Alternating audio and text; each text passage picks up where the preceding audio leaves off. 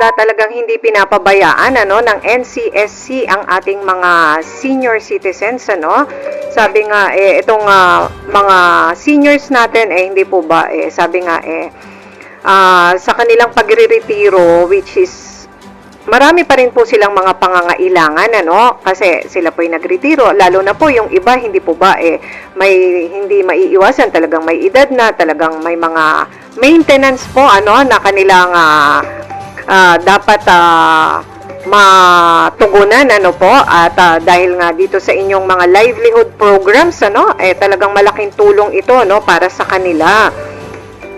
Sabi nga po halimbawa po ba ang isang senior citizens paano po makakalahok dito sa inyong mga programs?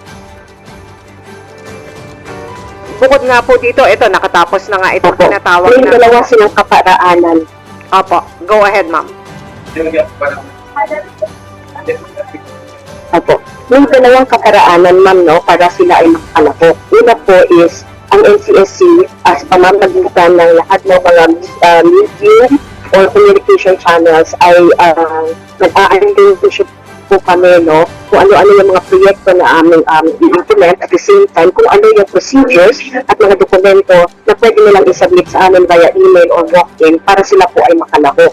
Pwede din naman po na pumunta sila sa Office of the Senior Citizens Affairs na nakakasakop sa kanilang lugar para mag-inquire kung paano po nila maipapaabot ang interest nila na mag-sumali doon sa mga proyekto ng NCSC po.